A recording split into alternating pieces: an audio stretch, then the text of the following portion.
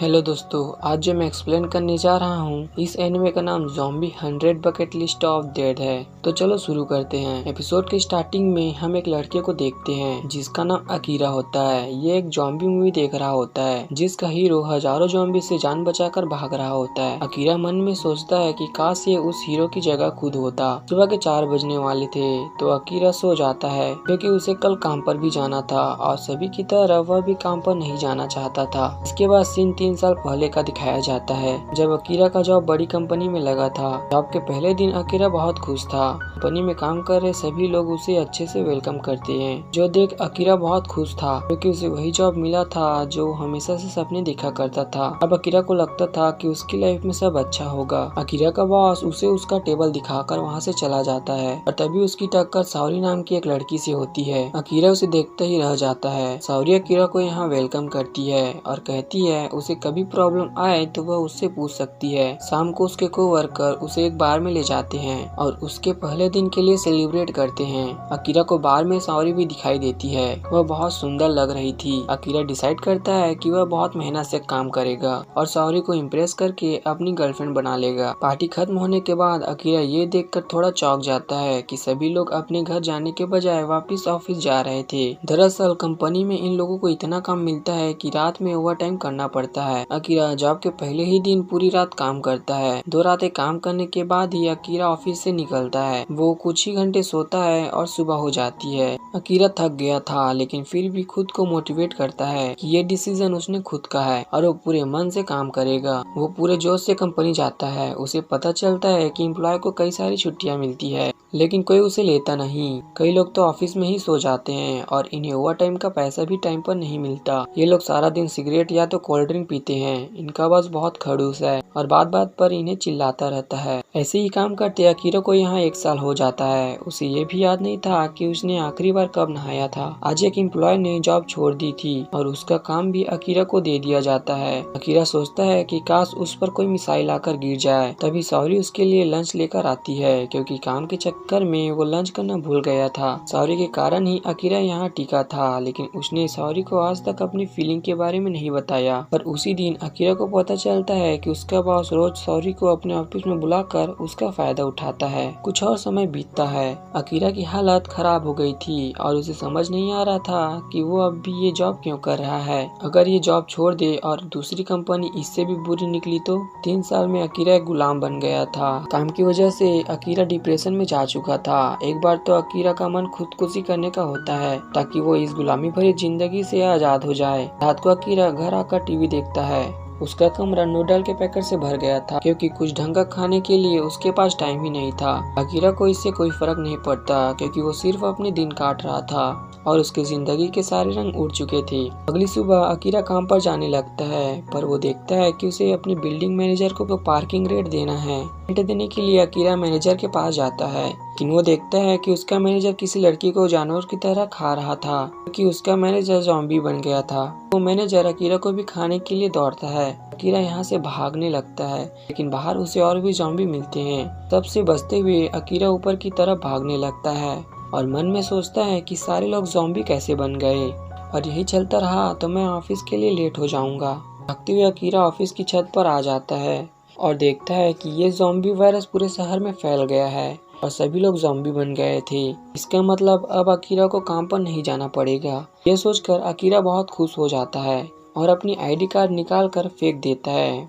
क्योंकि अब वो आज़ाद है। अकीरा बिल्डिंग से कूद जाता है और ज़ॉम्बी से बचकर भागने लगता है। अकीरा बहुत खुश था जैसे उसकी जिंदगी रंगों से भर गई थी। काम के चक्कर में अकीरा भूल ही गया था कि ये दुनिया बहुत खूबसूरत है। अकीरा अब छत पर जाकर लेट जाता है और सोचता है कि अब उसे क्या करना चाहिए। बहुत सी चीजें अकीरा करना चाहता था लेकिन उसके पास समय ही नहीं था। अब अकीरा वो सारे काम करना चाहता था। अभी अकीरा को सॉरी की याद आ जाती है और वो सोचता है कि वो ठीक होगी कि नहीं। अकीरा सॉरी के घर जाकर अपनी फीलिंग बताने का सोचता है। अकीरा साइकिल में बैठकर ज़ॉम्बी से बचते हुए सॉरी के घर पहुंच जाता है। फिर अकीरा डोरबेल बजाता है लेकिन कोई दरवाजा नहीं खोलता। फिर वो देखता है कि घर का दरवाजा खुला हुआ था और वहाँ एक आदमी के जूते दिखाई देता है। यह अकीरा का बॉस था जो सॉरी के साथ रात बिताने आया होगा लेकिन वो ज़ॉम्बी बन गया था। अकीरा उस पर 3 साल की सारी भड़ास निकालता है। फिर अकीरा दौड़ कर जाता है और अपने ज़ॉम्बी बॉस को धक्का मार के बिल्डिंग से नीचे गिरा देता है। फिर पीछे ही उसे सॉरी दिखाई देती है, लेकिन वो भी अब ज़ॉम्बी बन गई थी।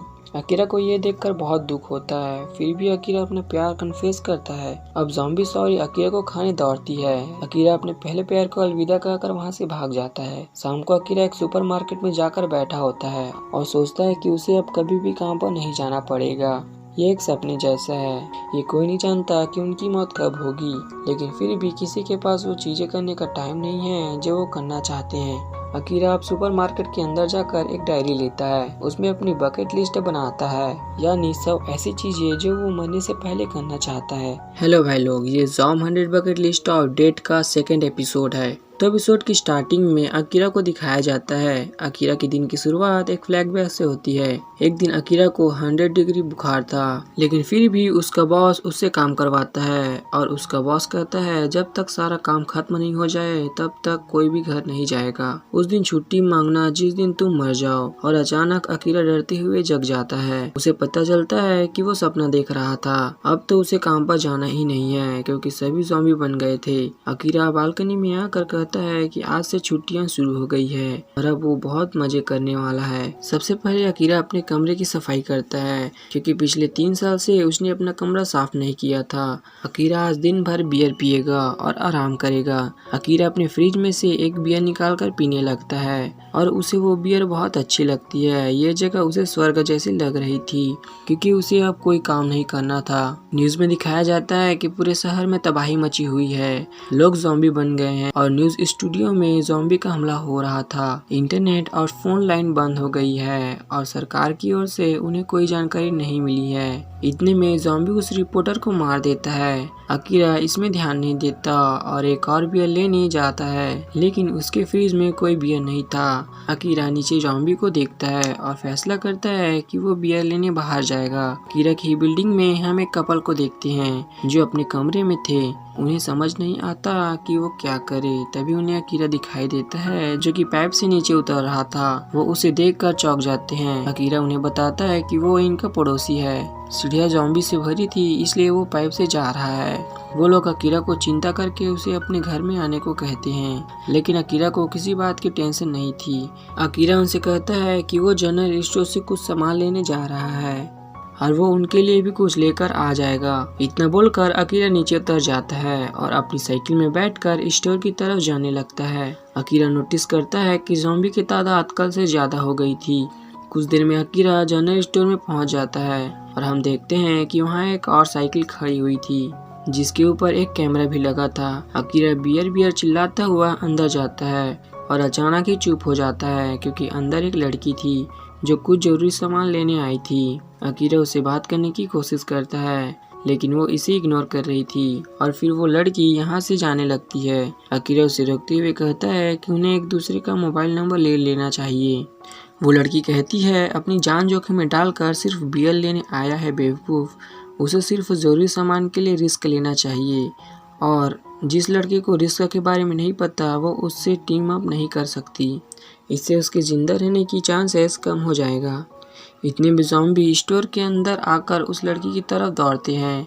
उसे बचाने के लिए अकीरा खुद सामने आ जाता है, पर वो लड़की अकीरा को पकड़कर पीछे कर देती है और तभी एक ट्रक स्टोर के अंदर घुस जाता है और उस ज़ॉम्बी को कुचल देता है। अब ये लड़की वहाँ से चली जाती है। अकीरा देखता है कि उस ट्रक ने उसकी साइकिल को भी तोड़ दिया था और वो कैमरे वाली साइकिल उसी लड़की की थी जिस पर वो बैठकर वो वहाँ से निकल जाती है। उस ट्रक में जो ड्राइवर बैठा था वो ज़ॉम्बी बन गया था और इसीलिए ट्रक स्टोर पर आकर भिड़ गई। अकीरा सोचता है वो लड़की कितनी सुंदर और बहादुर थी, पर पता नहीं अब उसकी मुलाकात कब होगी। फिर कुछ ज़ॉम्बी को देखकर अकीरा भागना शुरू कर देता है और तभी उसे एक स्कूटी मिल जाती है जिस पर अकीरा बैठकर घर की ओर जाने लगता है। अकीरा सोचता है स्कूटी साइकिल से बेहतर है। ये पैंडेमिक अचानक शुरू हुआ था इसलिए कई गाड़ियों में चाबी लगी हुई थी और फिर अकीरा की नज़र एक बुलेट पर जाती है जो कि उसकी ड्रीम बाइक थी। फिर अकीरा उसी बाइक में जाने लगता है और अपने घर पहुंच जाता है। वो वापिस बाइक से ही ऊपर जाता है और उस कपल की बालकनी में जाकर उन्हें आवाज़ लगाता है, लेकिन उनके घर में तोड़फोड़ मची थी। यानी कि ज़ॉम्बी उसके घर में घुस आए होंगे और उस कपल को मार दिया होगा। अकीरा अपने रूम में जाकर बियर पीता है। अब तक रात हो गई थी और वह फिर से कहता है कि हम आज मर सकते हैं या तो 60 साल बाद, लेकिन उन्हें अपनी पसंद की चीजें करने का समय नहीं मिलेगा और जिंदगी रिस्क न लेने के लिए बहुत छोटी है। अकीरा अपनी डायरी निकालता है और उस पर उन चीजों की लिस्ट बनाता है जो वो बचपन से करना चाहता था, लेकिन हमेशा किसी न किसी काम के चक्कर में उसे समय ही नहीं मिल पाता था। और अब वो सभी चीजों को करेगा, भले ही उसे ज़ॉम्बी ही क्यों न खा जाए। अकीरा 30 चीजें लिखने के बाद उसे अपने पेरेंट्स की याद आती है और लिस्ट में वो अगली चीज वो यही लिखता है कि उसे अपने घर जाकर अपने पेरेंट्स के साथ टाइम बिताना है और अपने सपनों की रानी से भी मिलना है। इसके बाद अकीरा सो जाता है। अब हम उस स्टोर वाली लड़की को देखते हैं। इस लड़की का नाम शिजुका होता है और ये एक बड़ी सी बिल्डिंग में रहती है। शिजुका 6 बजे जाग जाती है और वर्कआउट करने लगती है। साथ ही वो रेडियो और इमरजेंसी ब्रॉडकास्ट में भी नजर रखी हुई थी। 1 घंटे वर्कआउट करने के बाद प्रोटीन की टैबलेट लेती है और रेडियो पर किसी से बात करने की कोशिश करती है, लेकिन कोई फायदा नहीं होता। इसके बाद शिजुका भी एक लिस्ट बनाती है कि उसे खाना और पानी ज्यादा से ज्यादा जमा करके रखना है, फिट रहने के लिए रोज एक्सरसाइज करनी है और शुगर बिल्कुल भी नहीं खानी। इसके बाद वो ज़ॉम्बी मूवी भी देखती है। इससे उसे पता चलता है कि ज़ॉम्बी 2 प्रकार के होते हैं, तेज भागने वाले और धीरे भागने वाले। वो काफी देर तक बाहर नजर रखती है और उसे पता चलता है कि उनके पास 2 तरह के ज़ॉम्बी है। अब शिजुका ये जानना चाहती थी कि ज़ॉम्बी की पहचान कैसे करे कि कौन सा स्लो है और कौन सा तेज। इसलिए वो अपनी साइकिल पर वीडियो कैमरा लगाकर बाहर जाती है। इसके बाद शिजुका स्टोर में जाती है और जरूरत का सामान लेने लगती है। इसके बाद अकीरा भी यहाँ आ जाता है और शिजुका ने उसे पहले ही कैमरा में देख लिया था कि वो ज़ॉम्बी नहीं है, इसलिए उसने अकीरा को देखकर कोई रिएक्ट नहीं किया। अकीरा जब उससे बात कर रहा था, शिजुका का ध्यान अपने मोबाइल पर था क्योंकि अकीरा का पीछा करते हुए कुछ ज़ॉम्बी यहाँ आ चुके थे। अब शिजुका तुरंत यहाँ से भागने का सोचती है और ये भी सोचती है कि अकीरा जैसा लल्लू अभी तक जिंदा कैसे है। तभी शिजुका देखती है कि एक ट्रक उन्हीं की तरफ आ रहा था, इसलिए वो यहाँ रुककर ज़ॉम्बी को अंदर आने देती है और अकीरा को बात भी सुनाने लगती है। अब शिजुका के प्लान के मुताबिक ज़ॉम्बी अंदर आ गए थे, लेकिन अकीरा उसके सामने खड़ा हो गया था। अकीरा ट्रक से न भिड़ जाए इसलिए शिजुका उसे पीछे खींच लेती है और ट्रक का क्रैश होना उसे फिल्मी लगता है। फिर शिजुका वापिस अपने घर आ जाती है। वो अपने साथ जरूरत की सारी सामान ले आई थी और उसने बाहर काफी कुछ रिकॉर्ड भी कर लिया था जिससे वो ज़ॉम्बी की कमजोरी ढूंढ सकती है। फिर उसे अकीरा की भी याद आती है कि एक बियर के लिए कोई इतना खुश कैसे हो सकता है और वो भी ऐसे हालातों में। 3rd एपिसोड के स्टार्ट में हम एक क्लब को देखते हैं जिसमें एक बच्ची रो रही थी क्योंकि उसके पेरेंट्स को ज़ॉम्बी ने मार दिया था और वो बहुत डरी हुई थी। इस क्लब का मैनेजर सो उसे शांत कराता है, कहता है कि उससे डरने की कोई बात नहीं है। इसके बाद ये लोग कुछ हथियार लेकर बाहर जाते हैं और ज़ॉम्बी को मारने लगते हैं और उन्हें क्लब में जाने से रोकने की कोशिश करते हैं। इधर हम देखते हैं कि अकीरा भी अपनी दोस्त केंचो से मिलने इसी एरिया में आया था। इसके बाद कहानी कुछ घंटों पीछे जाती है। अकीरा को अब काम पर नहीं जाना था तो वो अब किसी भी तरह की दाढ़ी रख सकता था। अकीरा अब मार्कर से अपने चेहरे पर दाढ़ी बना लेता है, पर उसमें वो अच्छा नहीं लगता तो वो क्लीन शेव भी कर लेता है और बढ़िया दाढ़ी उग आने वाली लाइन को अपनी लिस्ट से हटा देता है। अकीरा सोचता ही रह जाता है कि आज दिन में उसे क्या करना चाहिए, पर तभी उसके मोबाइल में नोटिफिकेशन आता है। अकीरा देखता है कि उसे किसी ने मैसेज किया था, यानी शायद सिग्नल और इंटरनेट वापस आ गए थे। पिछले 3 साल में अकीरा ने सारे मैसेज इग्नोर किए थे क्योंकि वो ओवर टाइम की वजह से बिजी रहता था और अपने कई सारे दोस्तों से मिलने नहीं जा पाता था। पर अब शायद ही वो सभी लोग जिंदा बचे होंगे और अकीरा को अब पछतावा होता है कि काश उसने वो समय अपने दोस्तों के साथ बिताया होता। तभी अकीरा को अपने एक दोस्त केंचो की याद आती है और उसे यकीन था कि उसके जैसा लड़का तो इतनी जल्दी नहीं मरा होगा और जरूर वो किसी होटल में लड़की के साथ मजे कर रहा होगा। दूसरी तरफ हम केंचो को देखते हैं जो कि सच में एक होटल में था लेकिन एक कमरे में फंस गया था क्योंकि बाहर ज़ॉम्बी थे। केंचो ने 3 दिन से सिर्फ पानी ही पिया था। उसके कमरे में भी एक लड़की ज़ॉम्बी बन गई थी। अच्छी बात यह थी कि वह एक बैंडेज रूम में था तो उसने पहले ही लड़की के हाथ पैर बांध दिए थे। भूख के मारे केंचो की हालत खराब थी और तभी उसे अपने कॉलेज के दिन याद आते हैं जहाँ उसका अकीरा नाम का दोस्त था जो उसके फालतू जोक पर भी हंसा करता था। और तभी केंचो के मोबाइल पर अकीरा का ही कॉल आ जाता है। उन्हें मिले हुए 1 साल हो गया था। अकीरा केंचो से पूछता है कि वो इस समय कहाँ है और वो उसे लेने आ रहा है। केंचो बोलता है कि ये नामुमकिन है क्योंकि ये पूरा होटल ज़ॉम्बी से भरा हुआ है। अकीरा को इससे फर्क नहीं पड़ता और वो अपनी बुलेट पर केंचो की तरफ निकल जाता है। अकीरा और केंचो कॉलेज फ्रेंड थे और 4 साल तक रग्बी में साथ खेलते थे। केंचो काफी हैंडसम और फनी लड़का था और अकीरा का सबसे करीबी दोस्त था। इनकी मुलाकात 1 साल पहले ही हुई थी जब अकीरा अपने काम के बोझ तले दबा हुआ था। केंचो एक स्टेट एजेंट बन गया था क्योंकि उसे बात करना अच्छे से आता था, तो वो अपनी जॉब से अच्छे पैसे कमा रहा था और वो एक मॉडल को डेट भी कर रहा था। अकीरा की लाइफ झंड हो रखी थी तो उसे केंचो की बातों में कोई इंटरेस्ट नहीं था। केंचो अकीरा को सलाह देता है कि उसे अपनी जॉब और उस घटिया कंपनी को छोड़ देना चाहिए। कोई पागल ही होगा जो ऐसा नहीं करेगा। अब अकीरा उसकी बात नहीं मानता और उस पे भड़क जाता है। कहानी वापस प्रेजेंट में आ जाती है। हम उस मैनेजर को देखते हैं जो कि अकेला ही जिंदा रह गया था। ज़ॉम्बी उसे मारने उसी की तरफ बढ़ रहे थे, लेकिन तभी पास में कोई शोर होने लगता है और ज़ॉम्बी वापस मुड़कर उस शोर की तरफ भागने लगते हैं और मैनेजर की जान बच जाती है। इधर होटल से भी सभी ज़ॉम्बी उस शोर की तरफ जाने लगते हैं। ये शोर एक कार का था जिसका हॉर्न अकीरा ने जाम कर दिया था। ढेर सारे ज़ॉम्बी उस कार को घेर लेते हैं और आग लगने से उसमें धमाका हो जाता है। अब केंचो अपने कमरे से बाहर निकलता है और बाहर ही उसे अकीरा मिल जाता है। उसे यकीन नहीं होता कि अकीरा सच में आ गया था। अकीरा अब चिल्ला चिल्ला कर उससे माफी मांगता है कि उसे उसकी सलाह मान लेनी चाहिए थी और उस जॉब को छोड़ देना चाहिए था, लेकिन उल्टा वो उसी से जलने लगा कि वो इतना खूबसूरत और सक्सेसफुल है। इसके लिए वो केंचो को सॉरी बोलता है। अब केंचो भी उसे कुछ बताने वाला था, लेकिन अकीरा के चिल्लाने की वजह से ज़ॉम्बी वापस होटल में आ गए थे। अब ये दोनों ज़ॉम्बी से बचते हुए होटल की छत पर जाते हैं और उसके दरवाजे को बंद कर देते हैं, लेकिन दरवाजा ज्यादा देर तक इन ज़ॉम्बी को नहीं रोक पाएगा। केंचो को समझ नहीं आता कि उन्हें क्या करना चाहिए। अब अकीरा बोलता है कि वो लोग यहाँ से सीधा सामने वाली बिल्डिंग पर कूद जाएंगे। केंचो कहता है ये नामुमकिन लगता है क्योंकि वो बिल्डिंग काफी दूर था। अकीरा कहता है कि ये तो कूदने पर ही पता चलेगा। इसके बाद अकीरा तेजी से दौड़कर जंप मारता है और उस दूसरी वाली बिल्डिंग की छत पर जाकर गिरता है। अकीरा के मुंह से खून निकलने लगता है पर वो ठीक था।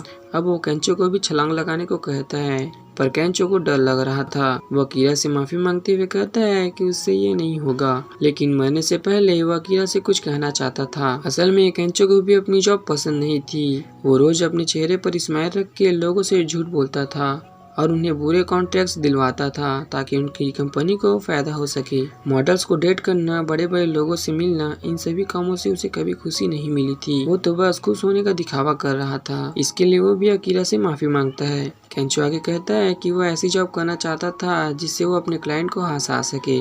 असल में वह एक कॉमेडियन बनना चाहता था, जिस पर अकीरा कहता है कि अपनी जॉब छोड़ दो और अभी अपने मन का काम करो। अब अकीरा की बातें सुनकर केंचो जोश में आ जाता है और पीछे ज़ॉम्बी भी दरवाजा तोड़कर अंदर आ गए थे। केंचो तेजी से भागकर जंप करता है और हवा में ही अपने सारे कपड़े फाड़ देता है। उसे नंगा देखकर अकीरा जोरों से हंसने लगता है जैसे वो पहले हंसा करता था। पर केंचो दूसरी छत पर नहीं पहुंच पाता और बिल्डिंग की छत से लटक जाता है। उसके हाथ छूटने लगते हैं और वो सोचता है कि क्या सच में वो नंगा मर जाएगा, लेकिन अकीरा उसका हाथ पकड़कर उसे ऊपर खींच लेता है, लेकिन उसकी गोटियां घिस गई थी, जिससे केंचो जोर से चिल्लाने लगता है। शाम को ये लोग इसी छत पर डेरा लगा लेते हैं और कुछ पीने का सामान भी ले आते हैं। साथ ही अब अकीरा भी केंचो की तरह नंगा हो गया था। केंचो को नंगा होकर मजाक करना हमेशा से पसंद था। दोनों इधर उधर की बात करने लगते हैं और बियर पीते हैं। और 4th एपिसोड की स्टार्टिंग में हम अकीरा को देखते हैं जो कि एक ज़ॉम्बी गेम खेल रहा होता है। वहीं केंचो उनके लिए खाना बनाता है और घर पर कैंपिंग करना भी अकीरा की लिस्ट में था। इसके बाद अकीरा खाना खाने बैठता है जो कि उसे बहुत टेस्टी लगता है। अकीरा केंचो से कहता है कि उसे तो सब कुछ आता है इसलिए वो इतना पॉपुलर है, जिस पर केंचो कहता है कि सबको खाना बनाना तो आना ही चाहिए, शायद इसीलिए तुम अभी तक सिंगल हो। ये बात से अकीरा बहुत गुस्सा हो जाता है और कहता है कि वो आज ही एक लड़की पटा के दिखाएगा।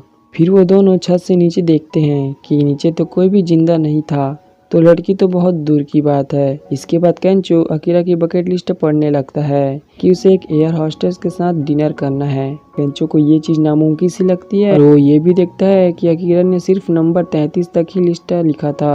अब वो भी अपना सपना इस लिस्ट में लिख लेता है कि उसे एक कॉमेडियन बनना है।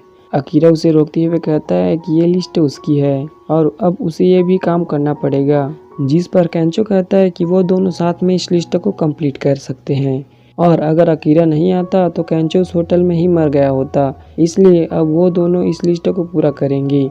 अब अकीरा कहता है कि उसे एक बहुत बढ़िया टीवी चाहिए जिसमें वो गेम खेल सके और दोनों बाइक पर बैठकर टीवी लेने के लिए निकल पड़ते हैं। रास्ते में अकीरा केंचो से पूछता है कि आखिर वो एक कॉमेडियन क्यों बनना चाहता है, जिस पर केंचो बताता है कि बचपन से ही उसे कॉमेडी शोज देखना बहुत पसंद था और वो भी एक कॉमेडियन बनना चाहता था। अब अकीरा खुद के सपने के बारे में सोचने लगता है कि उस कंपनी में जॉब करना सच में उसका सपना था। तभी इन्हें रुकना पड़ता है क्योंकि मॉल में जाने का रास्ता बंद हो गया था। इतने में ही इनके पीछे से एक पेट्रोल से भरा टैंकर आने लगता है जिसका ड्राइवर ज़ॉम्बी बन गया था। अगर वो यहाँ आकर क्रैश हो जाता तो इनकी मौत पक्की है। केंचो कहता है कि उन्हें जल्द ही यहाँ से हटना चाहिए। अब अकीरा को अंडरग्राउंड सबवे में जाने का एक रास्ता दिखाई देता है। वो बाइक को ट्रक की तरफ ले जाने लगता है और फिर एक कार के ऊपर से जंप मार के ये दोनों वहाँ से निकल जाते हैं और वो ट्रक इनके पीछे ही ब्लास्ट हो जाता है। अकीरा फिर बाइक को अंडरग्राउंड ले जाता है लेकिन यहाँ भी ज़ॉम्बी भरे हुए थे। उन्हें मॉल के अंदर जाने का रास्ता मिल जाता है और वो शटर खोलकर उसमें आ जाते हैं, पर ये देखते हैं कि मॉल में पहले से ही कुछ लोग थे।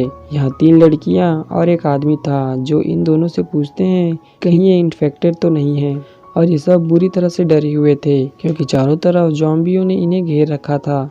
केंचो बोलता है कि वो एक स्टोर के अंदर है, इससे अच्छी बात क्या होगी क्योंकि यहाँ पर उन्हें खाने की कमी तो नहीं होगी। अब ये लड़कियाँ खुद को शांत करने के लिए बियर पीने लगती है और बाकी सब के लिए कुछ खाने को भी ले आती है और ये सभी एक जगह खाने के लिए बैठ जाते हैं। फिर अकीरा और केंचो को रियलाइज होता है कि यही तो उनकी लिस्ट में था, लड़कियों के साथ डिनर करना। उसके बाद ये एक दूसरे का नाम बताती है। वही वो आदमी बहुत डरा हुआ था। इन लड़कियों के नाम थे रिका, माकी और युकारी। ये लोग आगे बताती है कि फ्लाइट से ये जापान में लैंड हुई थी कि ये पैंडेमिक शुरू हो गया। यह सुन दोनों चौंक जाते हैं क्योंकि यह तीनों लड़कियां एयर हॉस्टेस थी और इनके साथ डिनर करने का अकीरा का सपना पूरा हो रहा था। अब अकीरा इनमें से एक लड़की को पटाना चाहता था, वरना पता नहीं ऐसा मौका फिर उसे कब मिलेगा, लेकिन उसे समझ ही नहीं आता कि वो बात कहाँ से शुरू करे क्योंकि स्कूल टाइम तक वो स्पोर्ट में बिजी था और उसके बाद जॉब करने में। अकीरा भी हिम्मत करके उनमें से एक लड़की युकारी के पास जाता है और उससे सीधा यही पूछता है कि उसका कोई बॉयफ्रेंड है या नहीं। अब ऐसे टाइम पर यह सवाल सुनकर युकारी को अच्छा नहीं लगता और अकीरा को खुद पर शर्म आने लगती है। वो केंचो से हेल्प मांगता है लेकिन वो खुद ही माकी के साथ लगा हुआ था और उसने उसे इम्प्रेस भी कर लिया था, जो देख अकीरा सोचने लगता है कि काश वो भी केंचो की तरह हैंडसम होता। लेकिन अकीरा हार नहीं मानता, चाहे कुछ भी हो जाए आज वो एक लड़की पटाकर ही रहेगा। अब सबको इम्प्रेस करने के लिए अकीरा एक पूरी बोतल गटकने लगता है। वही केंचो भी पूरा नंगा होकर सबको अपना नाच दिखाने लगता है, लेकिन अकीरा को दारू हजम नहीं होती और वो बाथरूम में जाकर उल्टियाँ करने लगता है। अकीरा सोचता है कि वो फेल हो गया, लेकिन कम से कम केंचो को तो लड़की मिल गई। तभी युकारी यहाँ आकर अकीरा के पीठ पर हाथ रखती है और उसे देख अकीरा की उम्मीदें फिर से बढ़ जाती है। इधर केंचो और माकी कोई कमरा ढूंढने निकल जाते हैं। अब बस रिका और वो आदमी ही बचे थे और हम देखते हैं कि इस आदमी के टांग पर एक ज़ॉम्बी ने काट लिया था। कुछ दिन में यह आदमी बदल कर ज़ॉम्बी बन जाता है और इससे पहले कि रिका को कुछ समझ आता वो आदमी उसे काट लेता है। उसकी चीख केंचो और माकी भी सुन लेते हैं और वो आपस में ही लगे हुए थे। इधर युकारी अकीरा को बताती है कि उसे अकीरा की चिंता हो रही थी, इसलिए वो उसे देखने आ गई और हाँ, उसका ऑलरेडी एक बॉयफ्रेंड है और उसे उम्मीद है कि वो अब तक जिंदा होगा। ये सुनकर अकीरा का सपना फिर से टूट जाता है, लेकिन इसका मतलब है कि युकारी को उसकी सच में चिंता थी, यानी कि वह एक अच्छी लड़की है। इधर जब केंचो नीचे आता है तो देखता है कि रिका एक ज़ॉम्बी बन चुकी थी। वो सीधा केंचो पर अटैक कर देती है तो केंचो उससे बच जाता है, लेकिन नशे में होने के कारण माकी नहीं बच पाती और रिका उसे काट लेती है। रिका फिर से केंचो पर हमला करने के लिए आगे बढ़ती है तो केंचो पास में पड़ा बैग रिका के मुंह पर मारता है और वो शांत हो जाती है। केंचो उसे मारने के लिए सॉरी बोलता है, लेकिन फिर उसे ध्यान में आता है कि वो आदमी कहाँ है। इधर अकीरा और युकारी आपस में काफी बातें करते हैं। युकारी बताती है कि उसकी जॉब भी काफी थका देने वाली है, लेकिन फिर भी पैसेंजर के लिए वो जॉब करती है। लेकिन एक दिन एक ओल्ड मैन ने उसे भला बुरा कह दिया था, जिससे उसे बहुत बुरा लगा था, लेकिन यह उसी की गलती थी। उसे लगा कि जॉब बहुत शानदार होगी। अकीरा बताता है कि उसे भी अपनी जॉब शुरू में शानदार लगी थी, लेकिन असलियत में बिल्कुल अलग ही थी। अब उसे एहसास होता है कि ये काम करना तो कभी उसका सपना था ही नहीं। अकीरा उससे कहता है कि अगर एयर होस्टेस बनना सच में तुम्हारा सपना था तो तुम्हें किसी ओल्ड मैन की बातों पर ध्यान ही नहीं देना चाहिए। अब युकारी भी अकीरा से कुछ कहने वाली थी, लेकिन तभी उनके पीछे वही वो ज़ॉम्बी आ जाता है। वो सीधा युकारी पर हमला कर देता है। अकीरा उस ज़ॉम्बी को मुक्का मार के युकारी से दूर करता है, लेकिन कोई फायदा नहीं होता क्योंकि वो युकारी के कंधे पर काट चुका था। युकारी अकीरा से कहती है कि उसे यहाँ से चले जाना चाहिए, लेकिन अकीरा को यह ठीक नहीं लगता। फिर युकारी अकीरा को गले लगाकर कहती है कि जब बचपन में वो पहली बार प्लेन में बैठी थी तब उसे उल्टियाँ होने लगी थी, तभी एक एयर होस्टेस ने उसके पीठ को रब किया था। इससे युकारी बहुत खुश हुई थी। उसने तभी से सोच लिया था कि बड़ी होकर वो भी एक एयर होस्टेस बनेगी। यह उसका सपना था और उसे अपना काम बहुत पसंद है। अब अकीरा रोते हुए कहता है कि उम्मीद है कि वो भी अपना सपना खोज लेगा। वो ज़ॉम्बी इसके पास आ रही थी तो युकारी अकीरा को धक्का दे देती है और कहती है कि आज उसे काफ़ी मज़ा आया। फिर अकीरा रोते हुए वहाँ से भाग जाता है। वो आकर देखता है कि बस केंचो ही जिंदा बचा था। केंचो कहता है कि उन्हें जल्दी से यहाँ से निकलना होगा और उसने यहाँ की सबसे बड़ी टीवी भी उठा ली थी, जो देख अकीरा हंसने लगता है। ज़ॉम्बी दरवाजे से दूर चले गए थे तो ये दोनों जल्दी से बाइक पर बैठ जाते हैं और यहाँ से निकल जाते हैं। वापस घर आकर केंचो अकीरा को बताता है कि उसके साथ क्या हुआ था, लेकिन अकीरा कहीं और ही खोया हुआ था क्योंकि उसे तो अपना बचपन का सपना याद भी नहीं है। इसलिए अकीरा अपनी लिस्ट में ये भी लिख लेता है कि उसे अपने असली सपने को याद करना है। फिर वो गेम खेलने लगता है और ये एपिसोड यहीं पर खत्म हो जाता है।